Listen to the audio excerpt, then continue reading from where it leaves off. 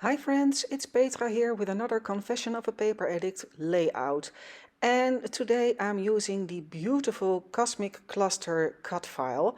And I work with a silhouette. And I saw some comments in our Facebook group that stated that the cut files are a bit thin. And what I do in my silhouette software is I give it an outline to create a bit more of a wider line. And the silhouette can cut that intricate. I have done it before, but sometimes you just need a bit wider or you find it more convenient to back the file. So that's what I did also with this one. And I don't know if that's possible with the Cricut Maker, but I do that in the Silhouette software. So for those of you who work with a silhouette, that is a possibility.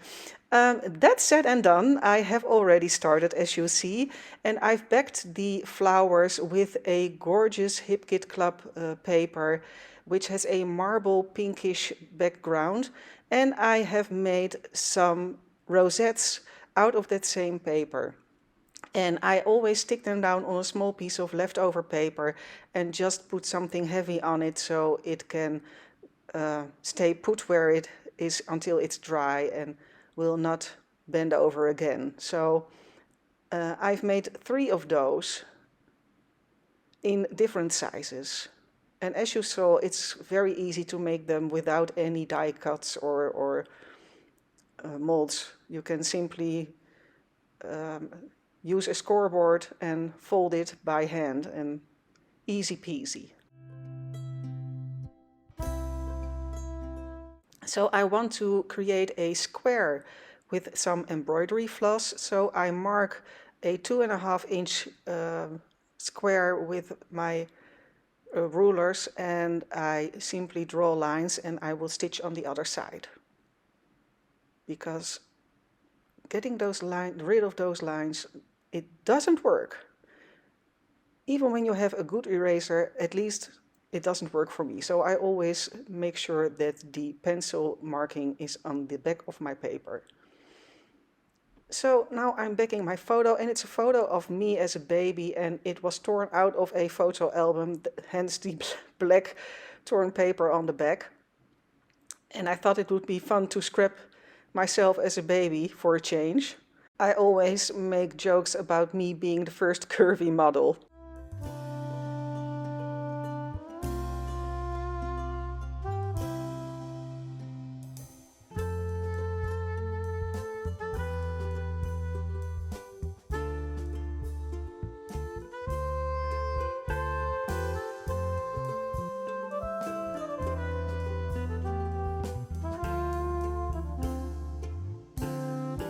So I've backed that photo with 2 different papers and just gluing the corners down because it's an old photo, so it isn't as flat as I want it to be.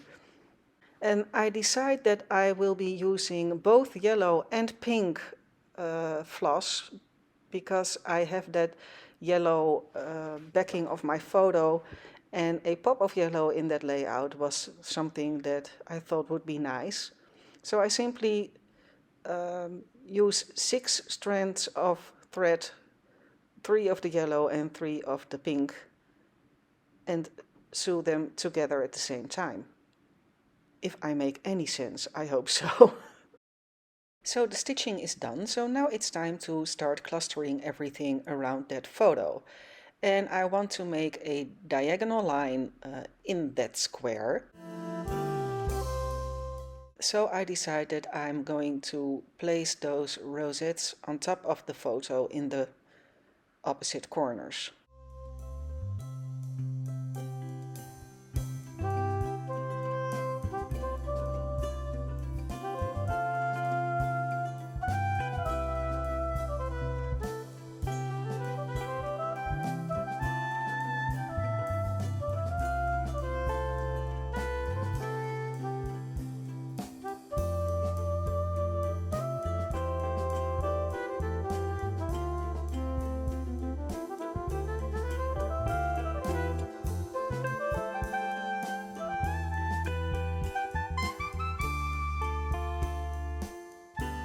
And since I'm sticking that cosmic cluster on top of that rosette, I have to fill up that space because that rosette, of course, is very dimensional. So I'm using some craft foam and simply folding it and layering it in a way that it will match the height of the rosette.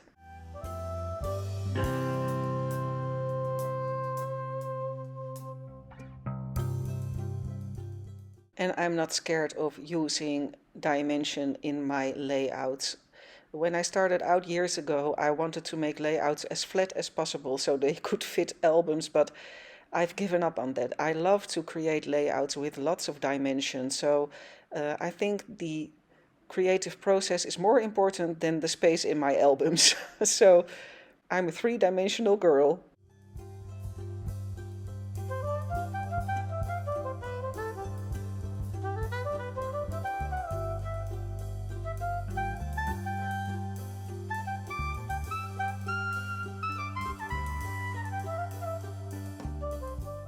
And I'm finishing everything off with some embellishment, and then I figured that I hadn't taped that other cosmic cluster down yet, so and just finishing it off with some transparent Nouveau drops in 3 different colors, a bit of green, yellow and pink.